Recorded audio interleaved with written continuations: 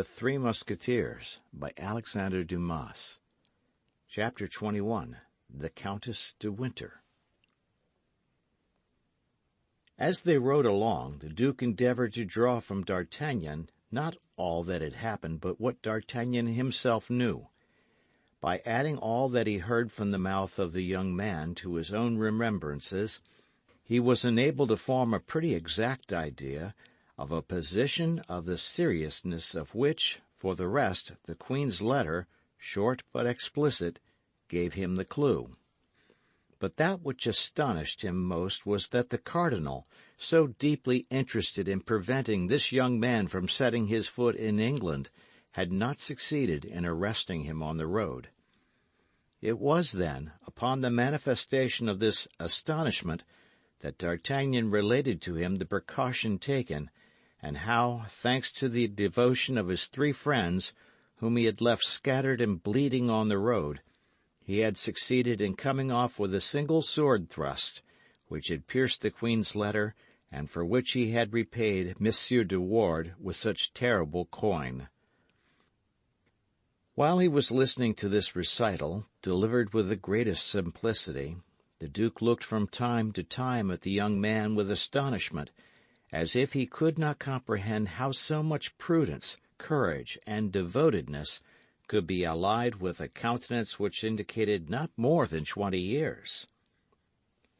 The horses went like the wind, and in a few minutes they were at the gates of London. D'Artagnan imagined that on arriving in town the Duke would slacken his pace, but it was not so. He kept on his way at the same rate, heedless about upsetting those whom he met on the road. In fact, in crossing the city, 2 or 3 accidents of this kind happened, but Buckingham did not even turn his head to see what became of those he had knocked down. D'Artagnan followed him amid cries which strongly resembled curses. On entering the court of his hotel, Buckingham sprang from his horse, and without thinking what became of the animal, threw the bridle on his neck and sprang toward the vestibule. D'Artagnan did the same, with a little more concern, however, for the noble creatures, whose merits he fully appreciated. But he had the satisfaction of seeing 3 or 4 grooms run from the kitchens and the stables, and busy themselves with the steeds. The Duke walked so fast that D'Artagnan had some trouble in keeping up with him. He passed through several apartments, of an elegance of which even the greatest nobles of France had not even an idea, and arrived at length in a bedchamber which was at once a miracle of taste and of richness. In the alcove of this chamber was a door concealed in the tapestry, which the Duke opened with a little gold key, which he wore suspended from his neck by a chain of the same metal. With discretion D'Artagnan remained behind, but at the moment when Buckingham crossed the threshold, he turned round, and seeing the hesitation of the young man, "Come in," cried he, "and if you have the good fortune to be admitted to Her Majesty's presence, tell her what you have seen." Encouraged by this invitation, D'Artagnan followed the Duke, who closed the door after them. The two found themselves in a small chapel covered with a tapestry of Persian silk worked with gold, and brilliantly lighted with a vast number of candles. Over a species of altar, and beneath a canopy of blue velvet, surmounted by white and red plumes, was a full-length portrait of Anne of Austria, so perfect in its resemblance that D'Artagnan uttered a cry of surprise on beholding it. One might believe the Queen was about to speak. On the altar, and beneath the portrait, was the casket containing the diamond studs. The Duke approached the altar, knelt as a priest might have done before a crucifix, and opened the casket. "There," said he, drawing from the casket a large bow of blue ribbon all sparkling with diamonds, "there are the precious studs which I have taken an oath should be buried with me. The Queen gave them to me. The Queen requires them again. Her will be done, like that of God, in all things." Then he began to kiss, one after the other, those dear studs with which he was about to part. All at once he uttered a terrible cry. "What is the matter?" cried D'Artagnan, anxiously. "What has happened to you, my lord?" "All is lost!" cried Buckingham, becoming as pale as a corpse. "2 of the studs are wanting. There are only 10. "Can you have lost them, my lord? Or do you think they have been stolen?" "They have been stolen," replied the Duke, "and it is the cardinal who has dealt this blow. Hold, see! The ribbons which held them have been cut with scissors." "If my lord suspects they have been stolen, perhaps the person who stole them still has them in his hands." "Wait, said the Duke. "The only time I have worn these studs was at a ball given by the king 8 days ago at Windsor. The Comtesse de Winter, with whom I had quarrelled, became reconciled to me at that ball. That reconciliation was nothing but the vengeance of a jealous woman. I have never seen her from that day. The woman is an agent of the cardinal." "He has agents, then, throughout the world?" cried D'Artagnan. "Oh, yes," said Buckingham, grating his teeth with rage. "Yes, he is a terrible antagonist. But when is this ball to take place?" "Monday next." "Monday next! Still 5 days before us. That's more time than we want. Patrick!" cried the Duke, opening the door of the chapel. "Patrick!" His confidential valet appeared. "My jeweller and my secretary." The valet went out with a mute promptitude which showed him accustomed to obey blindly and without reply. But although the jeweller had been mentioned first, it was the secretary who first made his appearance. This was simply because he lived in the hotel. He found Buckingham seated at a table in his bedchamber, writing orders with his own hand. "Mr. Jackson," said he, "go instantly to the Lord Chancellor, and tell him that I charge him with the execution of these orders. I wish them to be promulgated immediately." "But, my lord, if the Lord Chancellor interrogates me upon the motives which may have led your grace to adopt such an extraordinary measure, what shall I reply?" "That such is my pleasure, and that I answer for my will to no man." "Will that be the answer?" replied the secretary, smiling, "which he must transmit to his Majesty, if by chance his Majesty should have the curiosity to know why no vessel is to leave any of the ports of Great Britain?" "You're right, Mr. Jackson," replied Buckingham. "He will say, in that case, to the king that I am determined on war, and that this measure is my first act of hostility against France." The secretary bowed and retired. "We are safe on that side," said Buckingham, turning toward D'Artagnan. "If the studs are not yet gone to Paris, they will not arrive till after you." "How so?"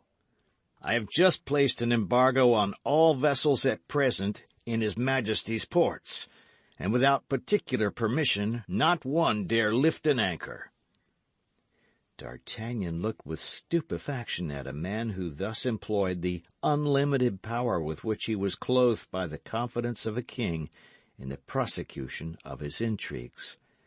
Buckingham saw by the expression of the young man's face what was passing in his mind, and he smiled. "Yes," said he, "yes, Anne of Austria is my true queen. Upon a word from her I would betray my country, I would betray my king, I would betray my God. She asked me not to send the Protestants of La Rochelle the assistance I promised them. I have not done so. I broke my word, it is true, but what signifies that? I obeyed my love, and have I not been richly paid for that obedience? It was to that obedience I owe her portrait." D'Artagnan was amazed to note by what fragile and unknown threads the destinies of nations and the lives of men are suspended. He was lost in these reflections when the goldsmith entered. He was an Irishman, one of the most skilful of his craft, and who himself confessed that he gained 100,000 livres a year by the Duke of Buckingham. "Mr. O'Reilly," said the Duke, leading him into the chapel, "look at these diamond studs, and tell me what they are worth apiece." The goldsmith cast a glance at the elegant manner in which they were set, calculated, one with another, what the diamonds were worth, and without hesitation said, 1,500 pistoles each, my lord."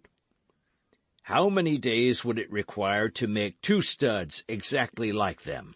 You see there are 2 wanting." 8 days, my lord." "I will give you 3,000 pistoles apiece, if I can have them by the day after tomorrow."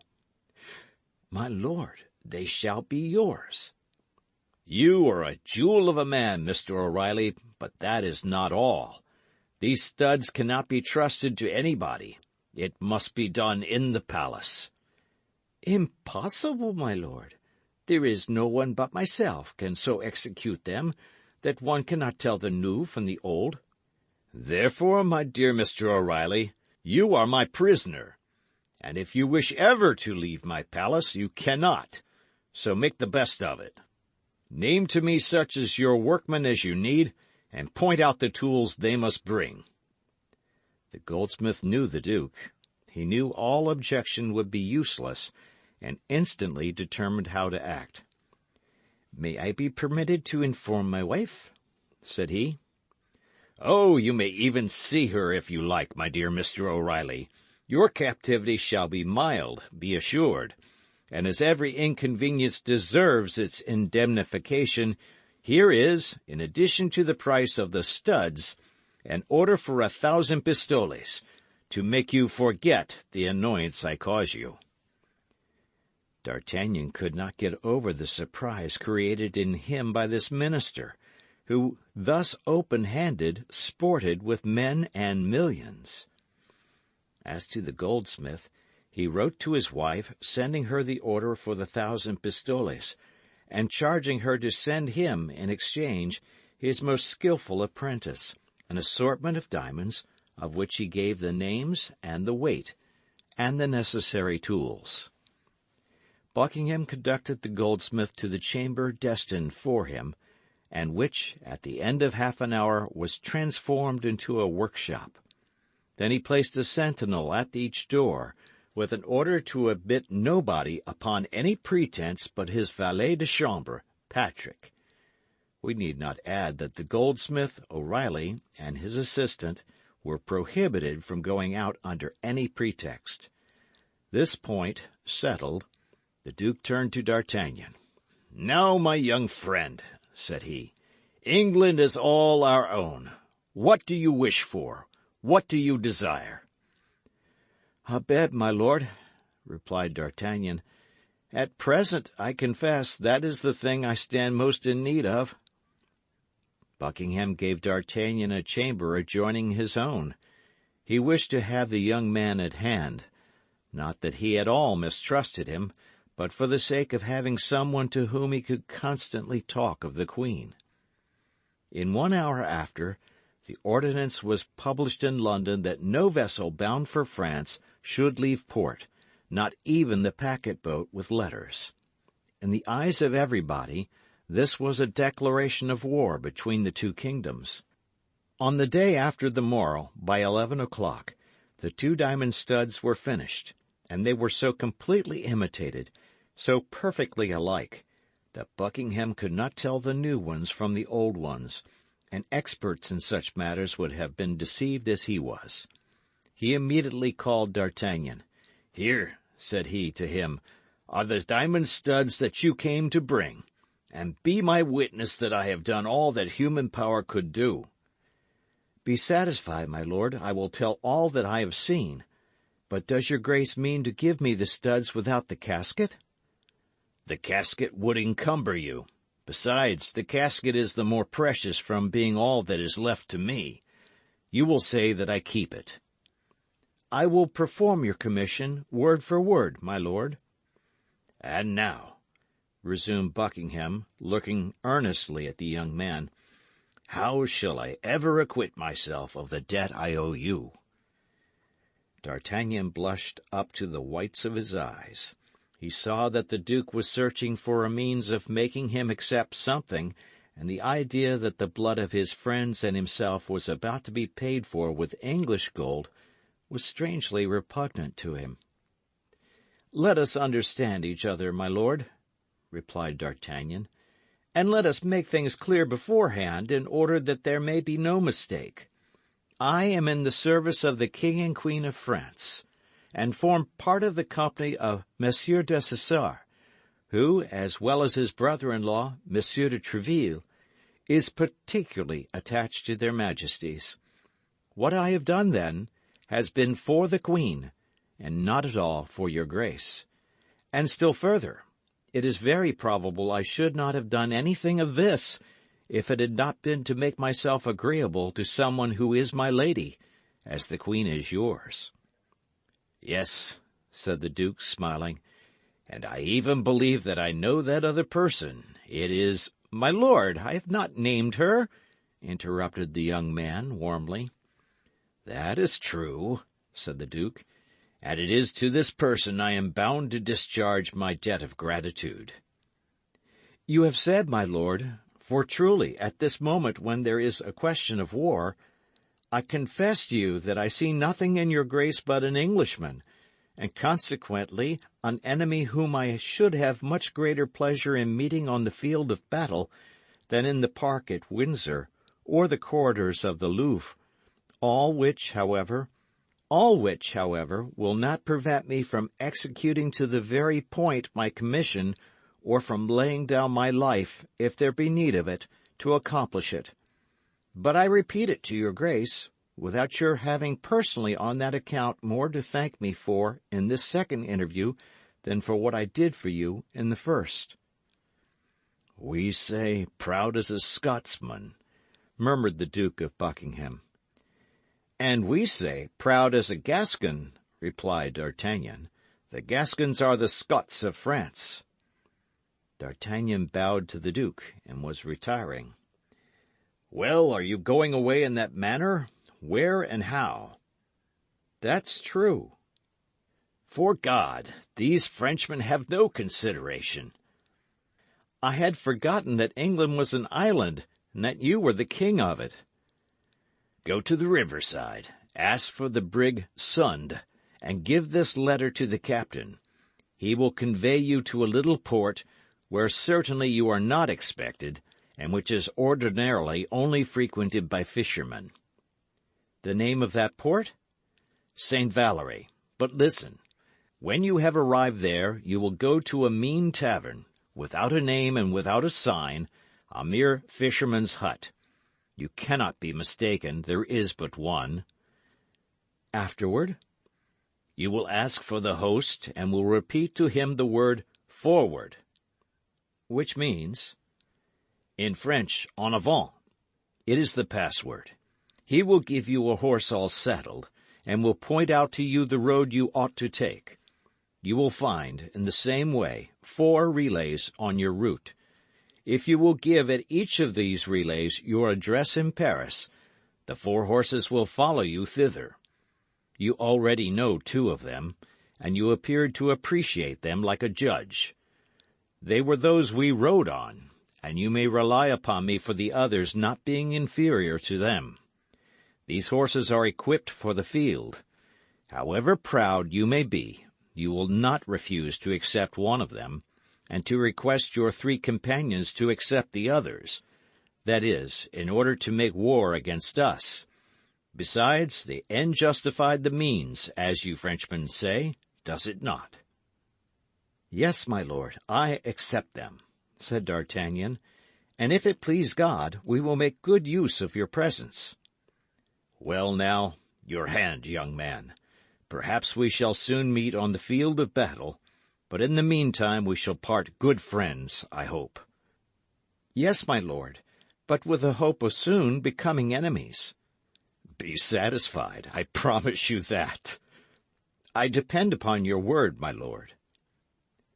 D'Artagnan bowed to the Duke and made his way as quickly as possible to the riverside. Opposite the Tower of London, he found the vessel that had been named to him, delivered his letter to the captain, who, after having it examined by the governor of the port, made immediate preparations to sail. 50 vessels were waiting to set out. Passing alongside one of them, D'Artagnan fancied he perceived on board it the woman of Meung, the same whom the unknown gentleman had called Milady, and whom D'Artagnan had thought so handsome, but thanks to the current of the stream and a fair wind, his vessel passed so quickly that he had little more than a glimpse of her. The next day, about 9 o'clock in the morning, he landed at St. Valery. D'Artagnan went instantly in search of the inn, and easily discovered it by the riotous noise which resounded from it. War between England and France was talked of as near and certain, and the jolly sailors were having a carousal. D'Artagnan made his way through the crowd, advanced toward the host, and pronounced the word "Forward." The host instantly made him a sign to follow, went out with him by a door which opened into a yard, led him to the stable, where a saddled horse awaited him, and asked him if he stood in need of anything else. "I want to know the route I am to follow," said D'Artagnan. "Go from hence to Blangy, from Blangy to Neufchâtel. At Neufchâtel go to the tavern of the Golden Harrow. Give the password to the landlord, and you will find, as you have here, a horse ready saddled." "Have I anything to pay?" demanded D'Artagnan. "Everything is paid," replied the host, "and liberally. Begone, and may God guide you." "Amen!" cried the young man, and set off at full gallop. 4 hours later he was in Neufchâtel. He strictly followed the instructions he had received. At Neufchâtel, as at St. Valery, he found a horse quite ready and awaiting him. He was about to remove the pistols from the saddle he had quit to the one he was about to fill, but he found the holsters furnished with similar pistols. "Your address at Paris?" "Hotel of the Guards, Company of Dessessart." "Enough," replied the questioner. "Which route must I take?" demanded D'Artagnan, in his turn. "That of Rouen, but you will leave the city on your right. You must stop at the little village of Écueil, in which there is but one tavern, the Shield of France. Don't condemn it from appearances. You will find a horse in the stables quite as good as this." "The same password?" "Exactly." "Adieu, master." "A good journey, gentlemen. Do you want anything?" D'Artagnan shook his head and set off at full speed. At Écueil the same scene was repeated. He found as provident a host and a fresh horse. He left his address as he had done before, and set off again at the same pace for Pontoise. At Pontoise he changed his horse for the last time, and at 9 o'clock galloped into the yard of Tréville's hotel. He had made nearly 60 leagues in little more than 12 hours. Monsieur de Tréville received him as if he had seen him that same morning. Only, when pressing his hand a little more warmly than usual, he informed him that the company of Dessessart was on duty at the Louvre, and that he might repair at once to his post. End of chapter.